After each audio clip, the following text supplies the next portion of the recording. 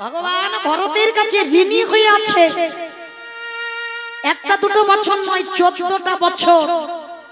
যারা গেছেন বাবা অযোধ্যায় অবশ্যই দেখেছেন রামচন্দ্রের সেই খড়মযুগল ভরত সেবা করেছিল। কি গো মা, কতজন গেছেন অযোধ্যায়? গেছেন? কই কারা কারা গেছেন একবার হাত তোলেন তো দেখি। বেশ বেশ, অনেকে গেছেন। যারা গেছেন তৈরি হচ্ছে রাম মন্দির। হ্যাঁ, আজও আছে যে ভরত ওই অযোধ্যাতে রামচন্দ্রের খড়ম সেবা করেছিল। কবে জানো কি রকম করে সেবা করেছিল? যেদিন রাম 14 বছরের জন্য বনবাসী হয়। বলো তো ভরত কোথায় ছিল? ভরত কোথায় ছিল? মামার বাড়ি। বাহ, মামার বাড়িতে ছিল। আর মামার বাড়ি থেকে যখনই ফিরল এসে বাবা কইকেয়ীর দাসী ছিল। ওমা, পিছনে অত দূরে দূরে বসে আছো কেন গো? সামনে তো অনেক জায়গা আছে, একটু সামনে চলে এসো না।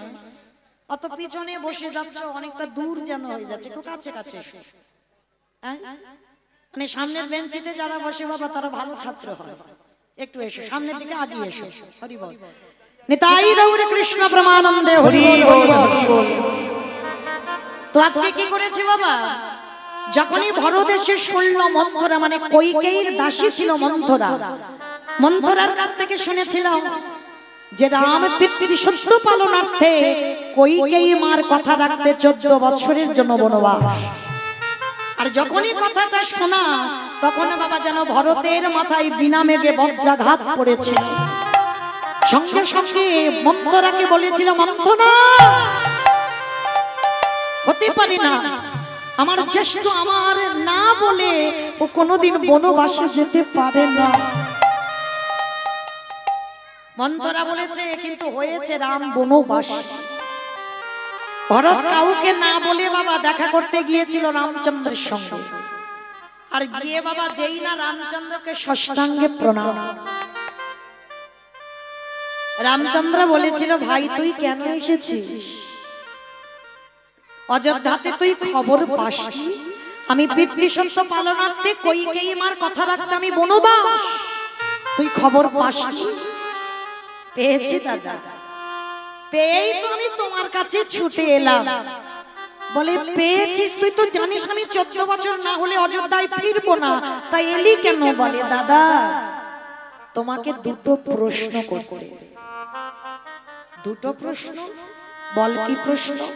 আচ্ছা দাদা, আমার মা যে বাবার কাছে দুটো বর চেয়েছিল, বলো তো কি বর চেয়েছিল? বাবা ঠাকুর আপনারা সবাই জানেন, যারা রামায়ণ পড়েছেন রামায়ণ দেখেছেন, দশরথের কাছে দুটো বর চেয়েছিল কইকেয়ী। কি? প্রথম বারে ভরত রাজা হবে, দ্বিতীয়বারে রাম 14 বছর বনে যাবে, এই দুটো বরই চেয়েছিল। তাই এবার উল্টে ভরত প্রশ্ন করছে দাদা রামকে, দাদা সত্যি করে বলবে আমার মা যে দুটো বর চেয়েছিল আমার বাবার কাছ থেকে, কোন বরটা আগে চেয়েছিল? মানে রাম বনে যাবে আর ভরত রাজা হবে, এই দুটোর মধ্যে কোন বরটা আগে চেয়েছিল? ভরত রাজা হবে। বেশ, আগে বলেছিল ভরতে যেন রাজা হয়, তারপরে বলেছিল রাম যেন 14 বছর বনে যায়। মনে রাখবেন বাবা, ভক্তের কাছে ভগবান সর্বদাই পরাজিত হয়েছে। ভগবান নিজেই বলেছে, আমার হতে আমার নাম বড়, নাম হতে আমার ভক্ত বড়, ভক্ত হতে ভক্তের পদধূলার উপর। আর ভক্তের তো বুদ্ধিটাও একটু বেশি হবে। তা রামচন্দ্রকে প্রশ্ন করছে, বলো দাদা আমার মা তো বলেছিল আগে আমার ভরত রাজা হোক, তারপরে বলেছিল রাম বনে যা। তাহলে আমি মামার বাড়ি থেকে ফিরলাম না, আমি রাজত্ব পেলাম না, আমি রাজ সিংহাসনে বসলাম না, তুমি পালিয়ে এলে কেন? আমার মা তো বলেছিল আগে আমি রাজা হই, তারপরে তুমি বনে যাও।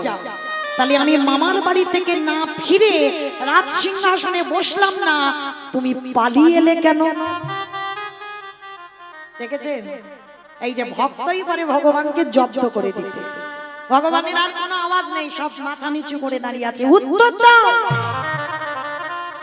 এই জগতে তুমি সবাইকে ভুল বোঝাতে পারো, কিন্তু তোমার এই ভরতকে নয়।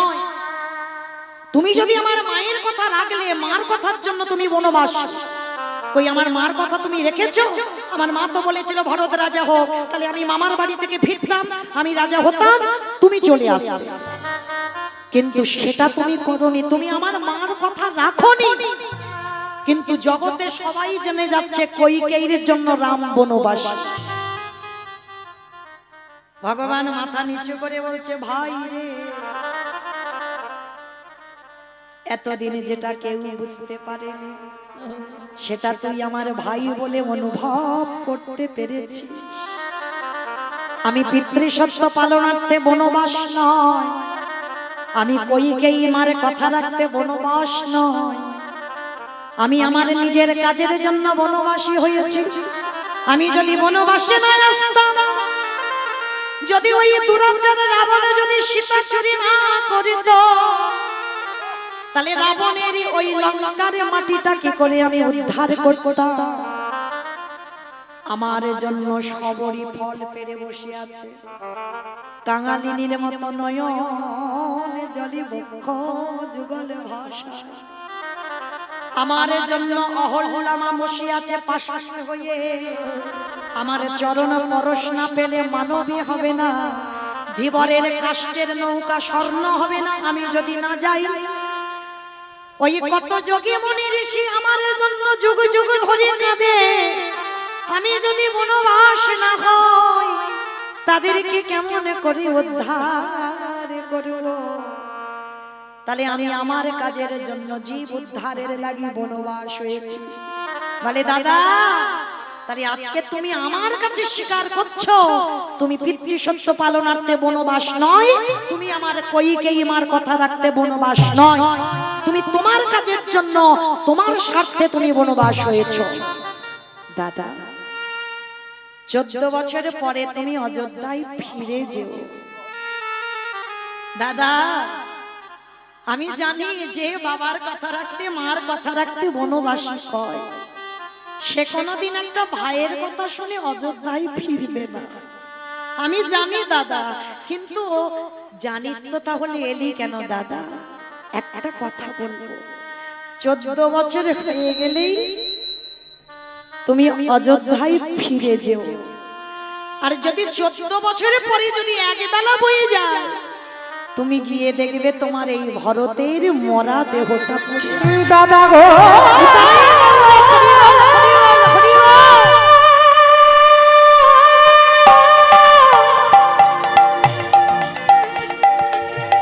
আমি 14 বছর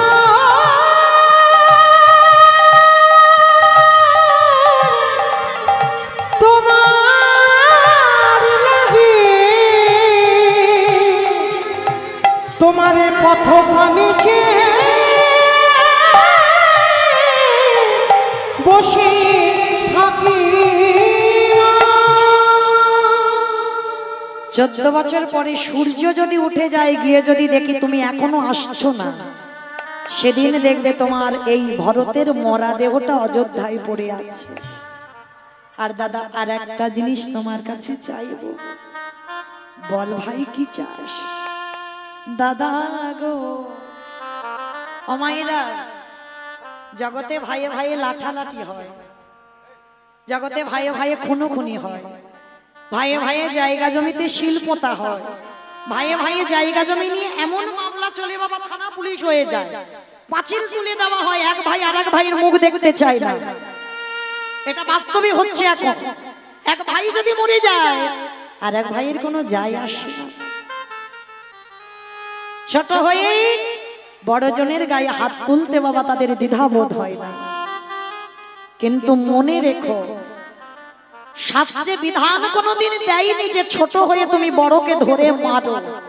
বড় তোমাকে কিন্তু হাজার মারতে পারে, বড় তোমাকে হাজার মারতে পারে। কেন? তুমি হয়তো অন্যায় করোনি, তবু কিন্তু বড় তোমাকে মারতে পারবে। কেন? বড় মানে পিতার সমান, বড় দাদা মানে পিতার সমান, তিনি মারতে পারে। কিন্তু ছোট হয়ে যদি দাদা অন্যায়ও করে, তোমার শাস্ত্র বিধান দেয়নি যে তাকে তুমি ধরে মারো। আর যারা এরকম আচরণ করে বাবা, ভগবান জীবনে সেই পাপীকে কোনো দিন ক্ষমা করে না। তো আজকের সেই ভরত আর রামচন্দ্র, এরা কেমন ভাই দেখো। বলছে দাদা তোমার কাছে আমি শেষ সময় একটা জিনিস চাইবো, তুমি দেবে। কি চাস ভাই? বলে দাদা গো তোমার চরণের খড়ম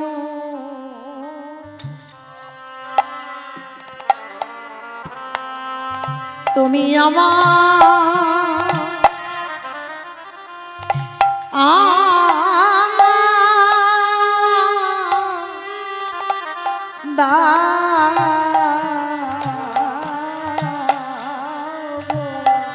আমি যে ওই চরণে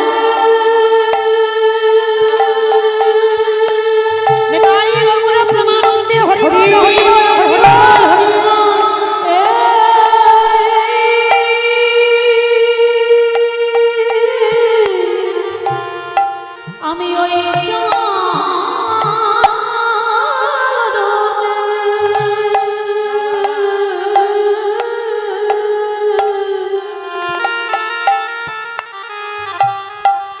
বড়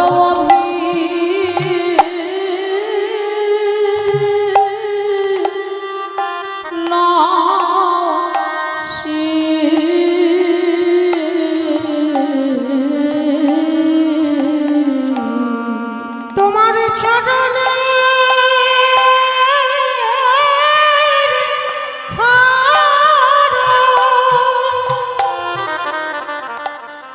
তুমি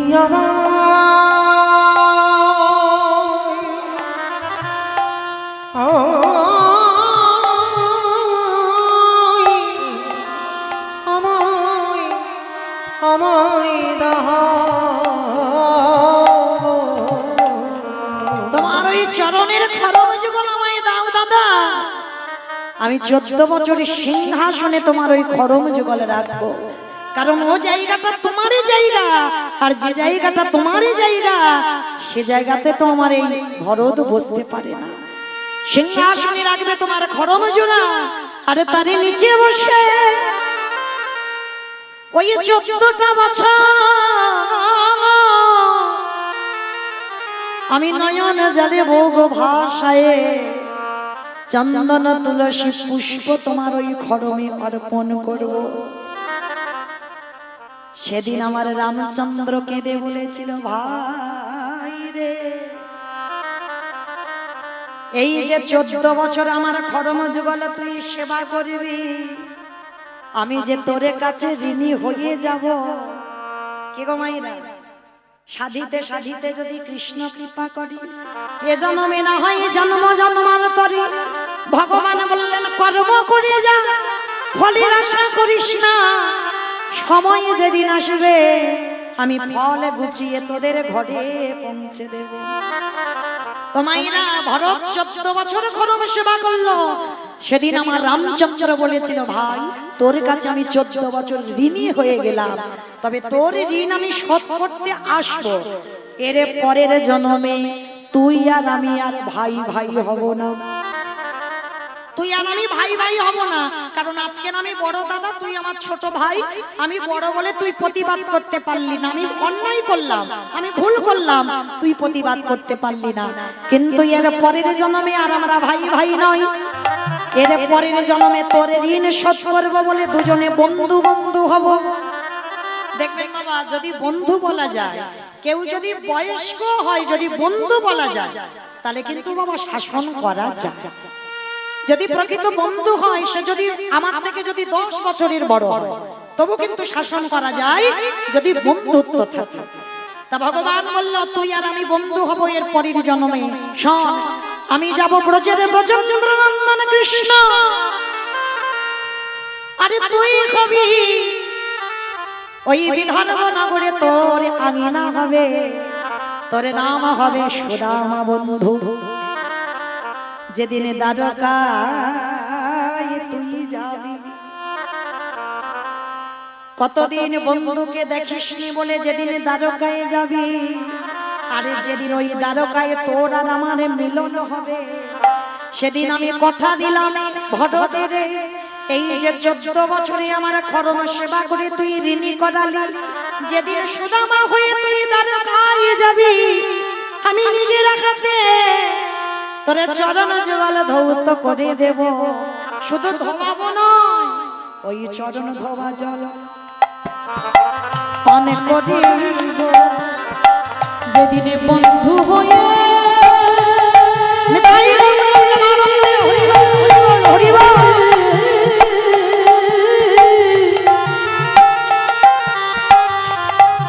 যেদিনে বন্ধু হয়ে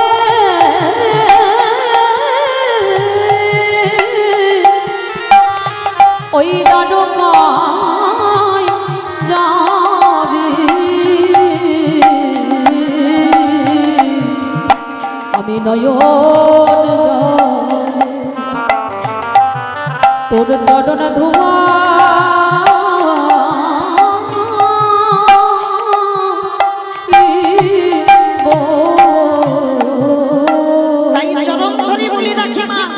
বিপদ যদি হয় সংসারে, তো মনুষ্য জীবনে বাবা বিপদ আসবে, সমস্যা আসবে। বিপদ যদি হয় জগতে কারোর কাছে কিছু বলো না। বিপদ যদি হয় একজনকে ডেকো, যিনি হলেন বিশ্বের শ্রেষ্ঠ মালিক ভগবান। যে ভুলটা দ্রৌপদী করেছিল মহাভারতে, সেই ভুলটা যেন আপনারা করবেন না। কারণ কোনদিন বাবা দুঃশাসন দ্রৌপদীর বস্ত্র হরণ করতে পারত না। কারণ কিছুক্ষণের জন্য দ্রৌপদী তো ভুলে গিয়েছিল তার সখা কৃষ্ণের কথা। ভুলে যদি না যেত, কোনদিন দুঃশাসন বাবা দ্রৌপদীর অঙ্গ স্পর্শ করতে পারত না। যখন বাবা পাশা খেলাইতে বাজি রেখেছিল দ্রৌপদীকে, দ্রৌপদী জানত না। আর যখন পাশা খেলায় পাণ্ডবরা হেরে গেল, তখন কিন্তু বাবা ওই দুঃশাসন দ্রৌপদীর ঘরে গিয়েছিল। যখন দরজা দিয়ে প্রবেশ করবে, তখনও কিন্তু আমার দ্রৌপদী একবার তার সখার কথা মনে পড়ে।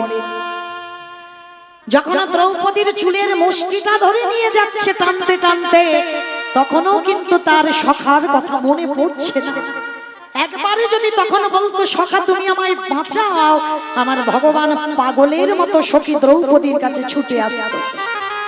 স্মরণই তো করেনি। যখন সভার মাঝখানে দ্রৌপদীকে দাঁড় করিয়ে যখন দ্রৌপদীর বক্ষের কাপড়টা দুঃশাসন ধরল, সভার মাঝখানে দাঁড়িয়ে দ্রৌপদী তাকিয়েছিল বাবা পিতামহ ভীষ্মের দিকে, অষ্টগুরু দ্রোণাচার্যের দিকে, মা গান্ধারী, কুন্তি, সবাই পঞ্চস্বামীর দিকে তাকিয়েছিল। কেউ তো সাহায্য করো, কারণ আজকের আমি নিরূপা।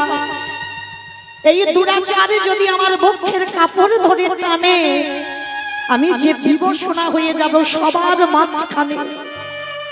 কিন্তু বাবা যখন সবার কাছে সাহায্য চাইছে, সবাই বাবা মাথা নিচু করে আছে, কারোর কিছু করার ক্ষমতা রইল না। দ্রৌপদী বারবার করে যুধিষ্ঠির, ভীম, অর্জুন, নকুল, সহদেবকে বলছে, তোমরা একটা নারীকে বাজি রাখলে, একবার আমার কথা তোমরা কেউ ভাবলে না। বেশ, সবার কাছে সাহায্য চেয়ে যখন কেউ সাহায্য করলো না, বাবা এদিকে তো দুঃশাসন বক্ষের কাপড় যদি টানতে থাকে কতক্ষণ থাকবে? একটা নারীর অঙ্গে বস্ত্র, শেষে নিরুপায় হয়ে বক্ষের কাপড়টা ধরে এক হাত দিয়ে ডেকেছিল, হে ব্রজেন্দ্র নন্দন কৃষ্ণ দেখা দাও। আসছে না। হে দ্বারকাধিপতি কৃষ্ণ দেখা দাও। আসছে না। হে গোলকপতি কৃষ্ণ দেখা দাও। আসছে না। তিনবার ডাকা হয়ে গেল। ও সবাই আমার সাহায্য করলো না, কেউ তো সাহায্য করলো না, সবাই আমার দর্শন করছে, তুমিও তাই। তাহলে তুমিও যখন শুধু আমায় দর্শন করছো, দেখি তুমি কি করে থাকো। এই দেহ মন প্রাণটা তো আমি তোমার চরণে দিয়েছি, তাহলে রক্ষা যদি করতে হয় তুমি রক্ষা করবে। আর একটা নারীর যদি লজ্জা চলে যায়, সেটা তোমারও লজ্জা চলে যাবে। সবার শেষে দ্রৌপদী দুটো বাহু উত্তোলন করে একবার সবকিছু মায়া মোহ ত্যাগ করে দিয়ে, জড় জগতের চিন্তা ভাবনা ত্যাগ করে দিয়ে শুধু একবার বলেছিল, হে প্রাণপতি দেখা দাও, প্রাণপতি দেখা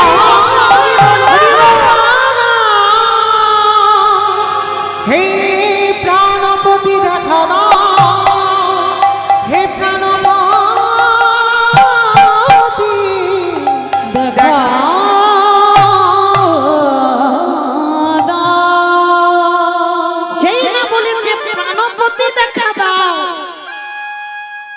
সঙ্গে সঙ্গে আমার ভগবান আঙুলে বাবা যে কাপড়টা বাঁধা ছিল জানো তো, সেই যে যেদিন শিশুপাল বধ হলো, শিশুপালের যেদিন একাধিক অপরাধ ভগবান ক্ষমা করেছিল, তারপরে আর ক্ষমা করেনি, যেদিন শিশুপাল বধ হলো সেদিন বাবা ওই সুদর্শন চক্র যে আঙুলে ধরেছিল আঙুলটা কেটে গেল, আঙুল থেকে রক্ত ঝরে ঝরে পড়ছে।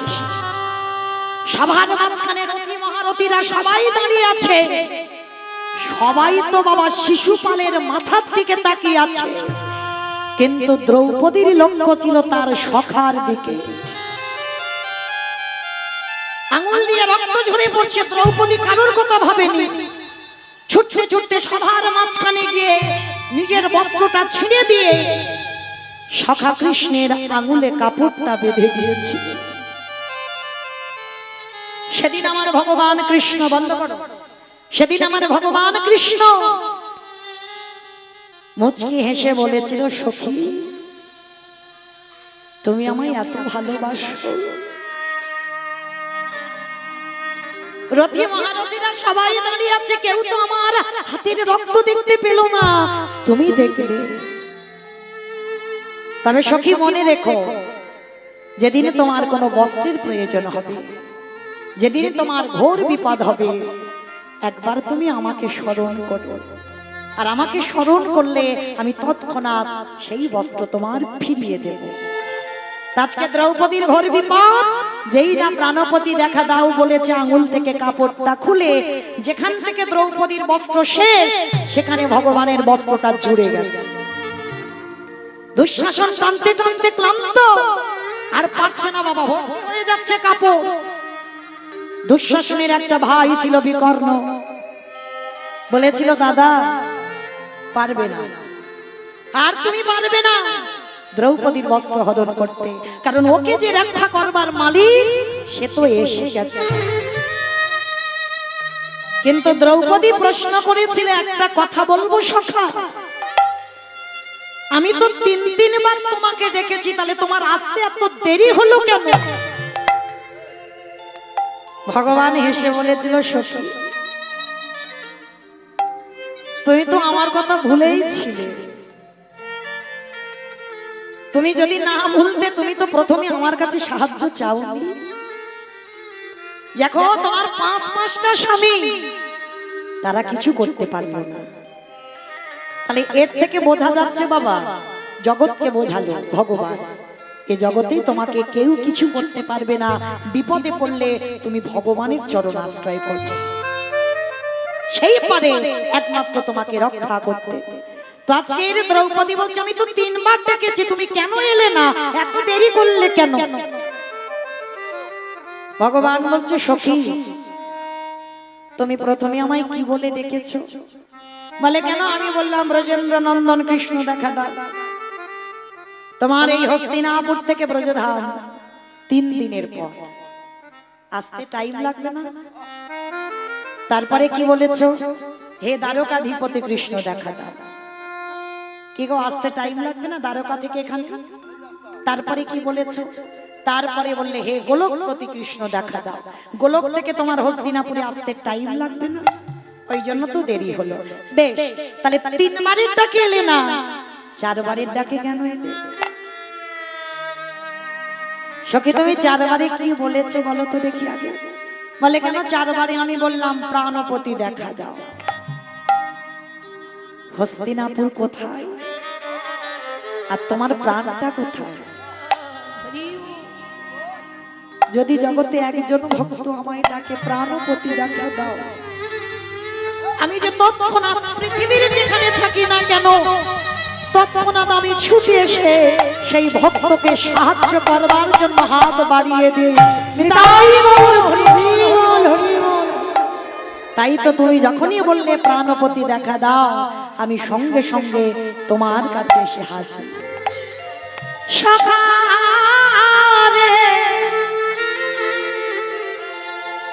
এই জগতের সংসার আছে, এতদিন আমি যাদের ভালোবাসায় পড়েছিলাম, আজ আমি জেনে গেলাম ওহে দিনের দয়াল দীনবন্ধু, তোমার মতো বন্ধু আর জগতে কেউ হবে না। তুমি তো দিনের দয়াল হরি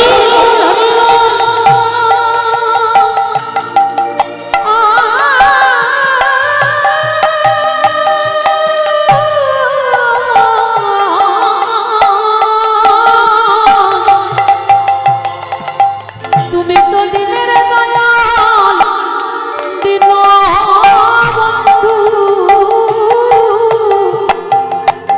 তোমার মতো বন্ধু তোমার নানা কেউ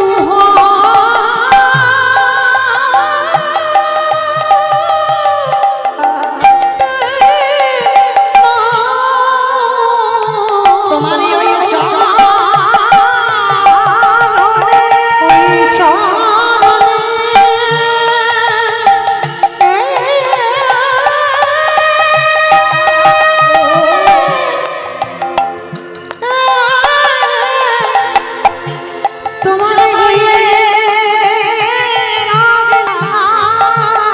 তোমার মতো বন্ধু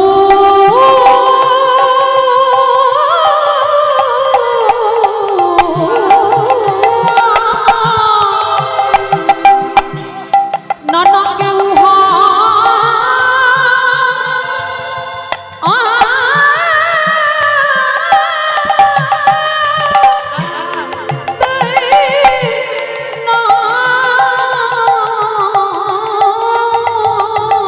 যে বন্ধু বিপদে ভক্তকে বিপদে ভক্তকে আজ রক্ষা করে, তোমার মতো বন্ধু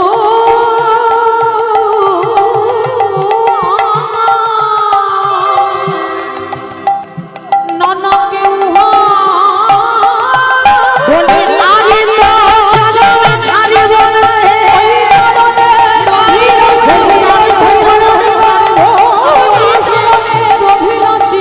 তোমার মতো বন্ধু তোমার কেউ নয় না।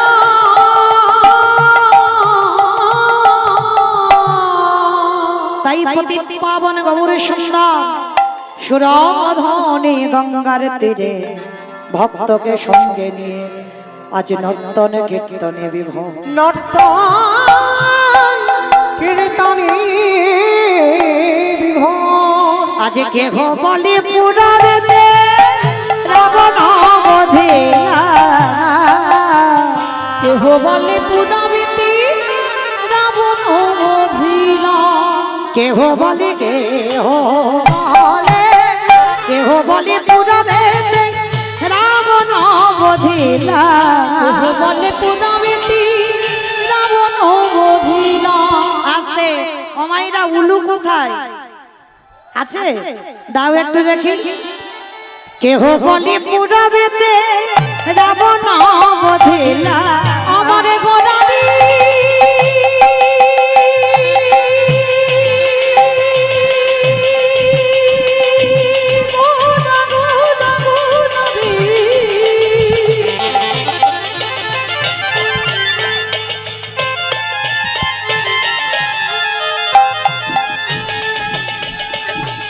গোড়া গোড়া গোড়া গোড়া আলি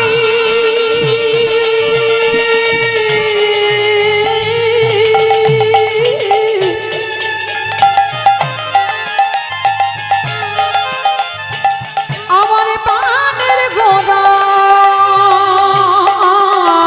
গোড়ারি নিতাই গৌর প্রেমানন্দে হরি বল হরি বল হরি বল।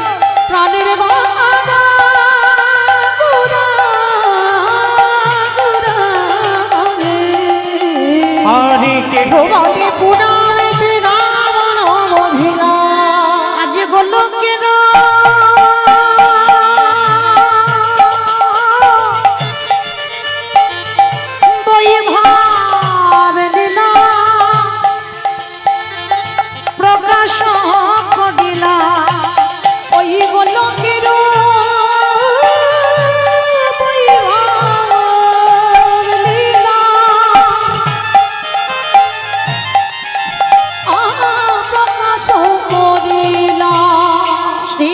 ধারে ভাবে এবে গোড়ায় অবতার শ্রীরাধার ভাবে গোরা অবতার শ্রীরাধারে ভাবে গোড়ায় অবতার শ্রীরাধার ভাবে গোরা অবতার হরে কৃষ্ণ নামে গৌরী করিলা প্রচার হরে কৃষ্ণ নাম গৌরী করিলা প্রচার ওই হরে কৃষ্ণ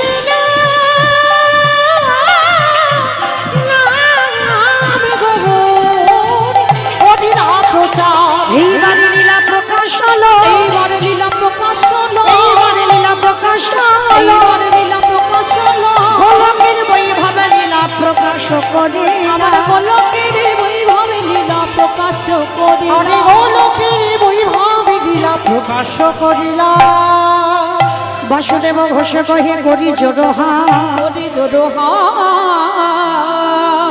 আজ যে সেই কৃষ্ণ সেই তো জগন্নাথ সেই তো জগন্নাথ আজি বাসুদেব ঘোষে কহে এইবারে লীলা প্রকাশ হলো বাসুদেব ঘোষে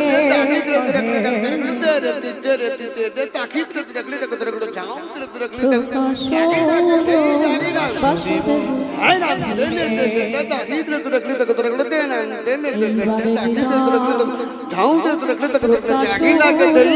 বাসুদেব এইবারে লীলা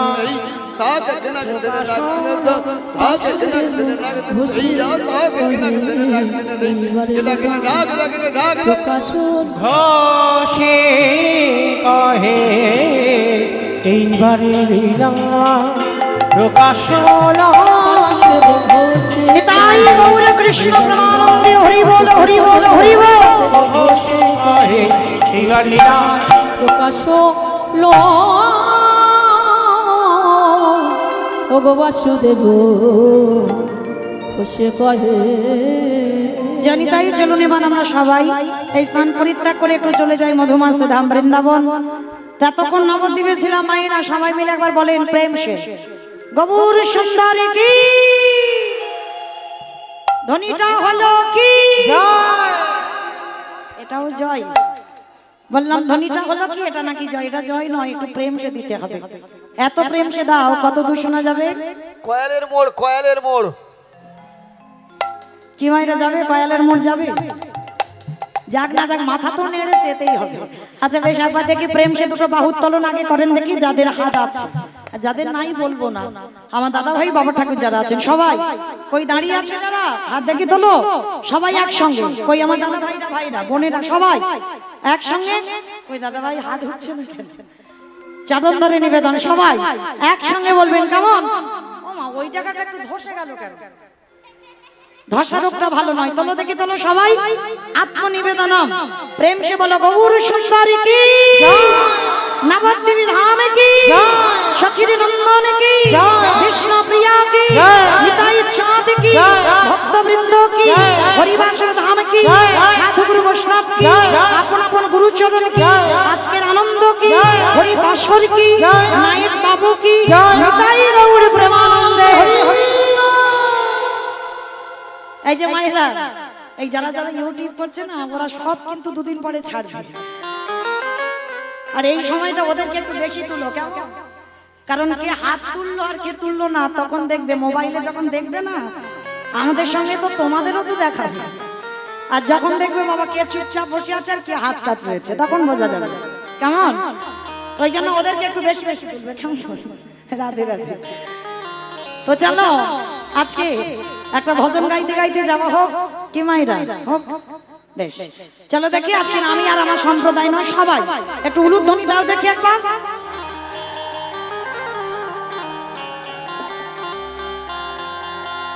রাখাল রাজা বলে দেবে কোথায় বৃন্দাবন শ্যামী কুণ্ড রাধা কুণ্ড গিরি গোবর্ধন ও নকল রাজা বলে দিদি কোথায় বৃন্দাবন শ্যামে কুণ্ড রাধা কুণ্ড গিরি গোবর্ধন রাধার রাজা বলে দেবে কোথায় বৃন্দাবন শ্যামী কুণ্ড রাধা কুণ্ড গিরি গোবর্ধন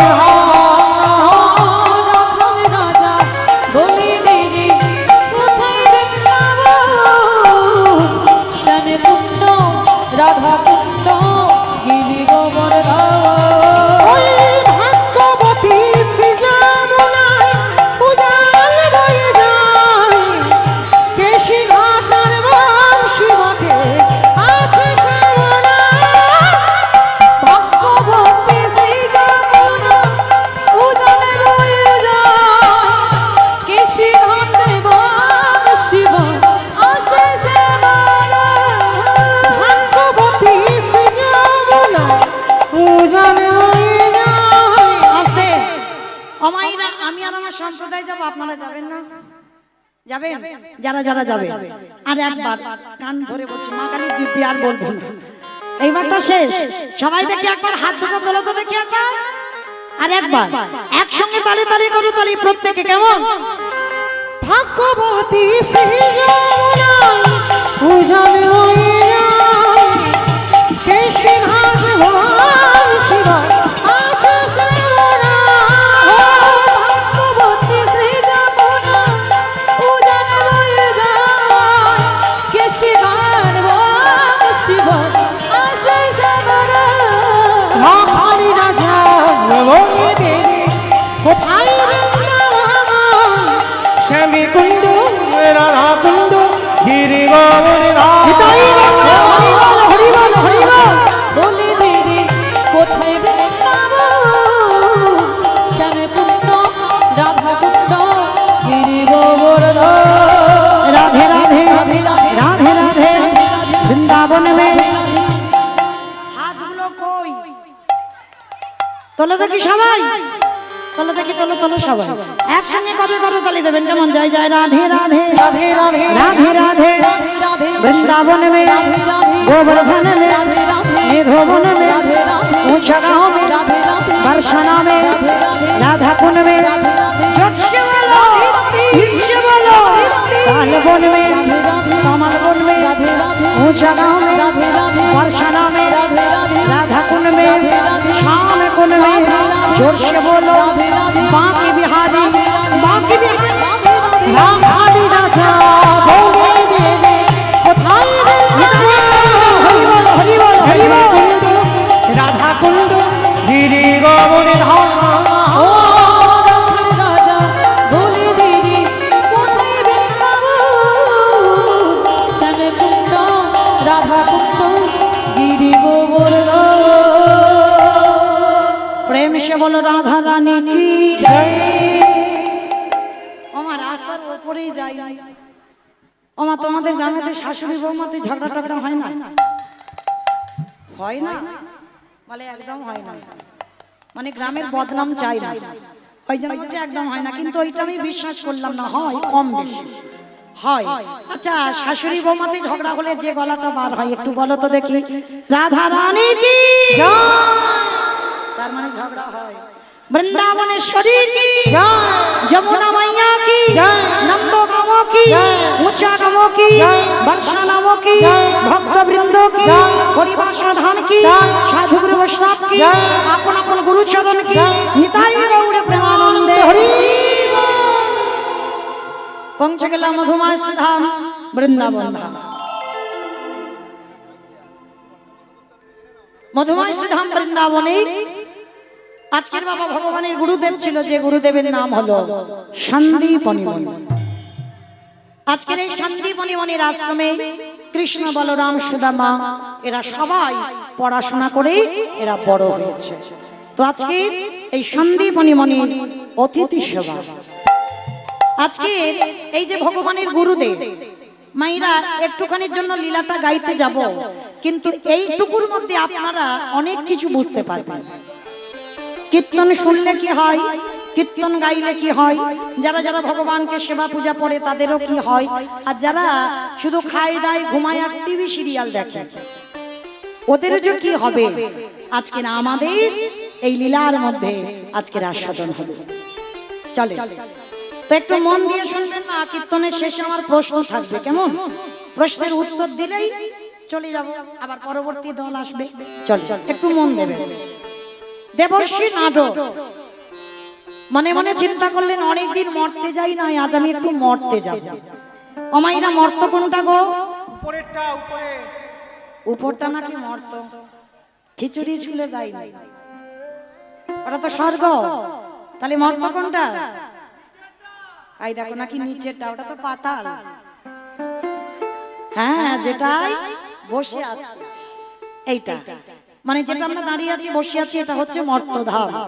তো দেবর্ষি নারদ মর্তের মাটিতে নেমেছে, আর মর্তধামের একজন মা, শীতেতে সিঁদুর আছে, আলতা পেরে শাড়ি পরে আছে, হাতে শাঁখা আছে, নারদকে দেখতে পেয়েছে। আরে ও নারদ, আরে শোনো আমার কাছে শোনো। মা ডাকছিলে? হ্যাঁ নারদ ডেকেছে। আচ্ছা বলো তো দেখি, যারা যারা ভগবানকে সেবা পূজা করে তার শেষ জীবনে গতি কি হয়? কথাটা শুনে দেবর্ষি নারদ বলছে, ওমা এ প্রশ্নের উত্তর তো আমার জানা নাই। সে কি, তুমি ভগবানের সঙ্গে থাকো, তুমি জানো না? তাহলে কে জানে? বলে আমার বাবা নিশ্চয়ই বললে বলতে পারে। নারদের বাবাটাকে ব্রহ্মা, ব্রহ্মার মানস পুত্র। বলে ব্রহ্মা নিশ্চয়ই জানবে। চতুর্মুখী ব্রহ্মার কাছে গেছে, পিতা বলো তো, যারা কীর্তন শোনে, যারা কীর্তন গায়, যারা ভগবানকে সেবা পূজা করে তার শেষ জীবনের গতিটা কি হয়? চতুর্মুখী ব্রহ্মা বলছে, নারদ এ প্রশ্নের উত্তর